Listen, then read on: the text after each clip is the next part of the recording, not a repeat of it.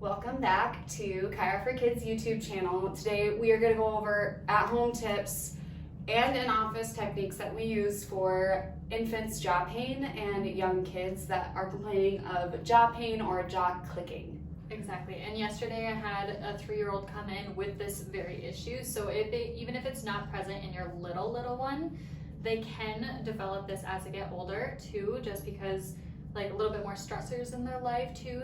The mom basically said like my kiddo's clenching at night or before bed, making her jaw hurt. And so these techniques are really amazing for you to do at home. Yeah, as well. Even if you take your little one to the dentist and they mention that there are signs of teeth grinding, that would also be a great technique to start utilizing these at-home tips, or go see a chiropractor to help with that jaw tension and hopefully help them from clenching and grinding at night. Exactly.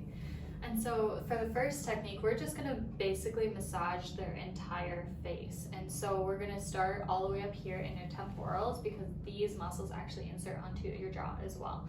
So massaging up here all the way down into your cheeks, into that masseter muscle. So when you clench your teeth, it'll stick out right here. So working all the way down into those areas. Follow your cheekbones. That can be a Exactly. good cue. Find those little cheekbones, go between the jaw and your cheekbones. Little circles is usually what works best. And just light pressure. You don't want them to be in pain necessarily. It should feel like a really nice facial massage. So. Exactly. And another technique that we use in the clinic here is called pin and stretch. And so literally we'll, again, start right at the temporal bone and then do like a yawn, like Yeah, tell your little one, okay, Yeah. now yawn. And you can even just pin, yawn. Good. I'm adding some upward traction to the jaw on Jess here. Absolutely. Just some additional muscle work that can be really nice and feel really good for your little one. Exactly. And like, think about what they're eating too.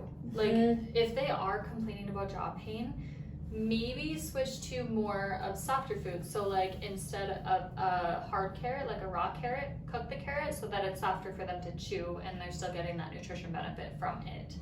Yes. And everything like that. Like, I'm not saying go to purees, like that's not what I mean at all. Just like cook your food and then maybe it'll get it softer for your It's less stress, less work to clench and bite down on those hard foods. I always tell, actually, even myself, I always struggle with some jaw issues and jaw pain. Raw carrots, eating apples whole, so cut your apples so you don't have to open your mouth real wide to get a nice big bite around it.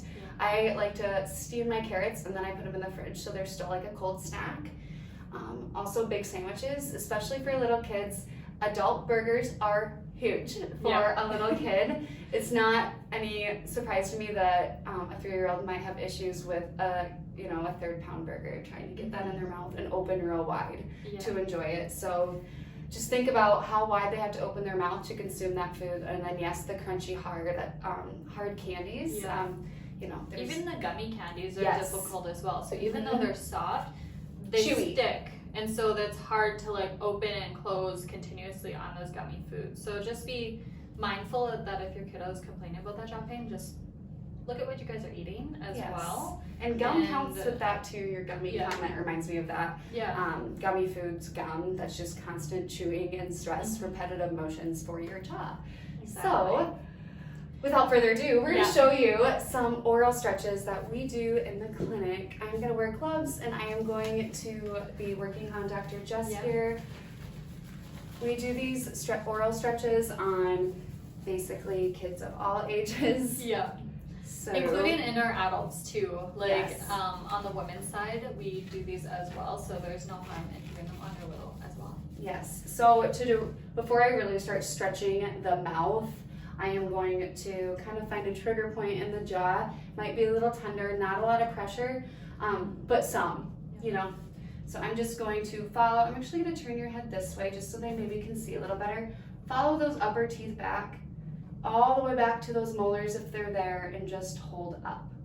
I'm just going to hold this for about 3 seconds on Dr. Jess just to show you, and I'll come out and give her a break. And some pressure, you know, a little bit, but nothing that's going to send you to No. the moon or make you jump. Like, be mindful, because you are working with your toddler too, so it might not even be 3 seconds. It might just be a little poke and then come back out. Like, it might not. Especially if get it's in super there. tender. So, yeah, exactly. So, the oral stretches, I'm gonna first go to the cheeks, and I am kind of gonna spread out Dr. Jess's cheeks, so I'll kind of turn her head again. Oh, your clip. Just essentially widening the cheek. It looks super goofy from the front, but if you can imagine, it just opens up that mouth. And then there's also some tongue ones you can do as well. You can go underneath the tongue and lift up on either side of that little frenulum, that tight band that sits underneath our tongue and attaches it to the bottom of the mouth. And then other than that, you can massage the cheeks even from the inside, which feels really great. And I'm gonna show you the dual one, where simply you do both sides and you widen that mouth so you can get kind of the upper lip, the lower lip, and just stretch that tissue out. Yeah. Of course, we're also doing some adjustments in this clinic. Upper cervicals essentially talk to our jaw. That makes sense, even just with the proximity of this joint, but how your chewing muscles are spoken to comes from your nerves, which exit your brain and your spinal cord. So addressing those misalignments, typically on young kids coming with jaw pain, it might look like a quick manual adjustment that's still very gentle, or it could be a clicker, an activator that's a spring-loaded instrument in order to address those misalignments.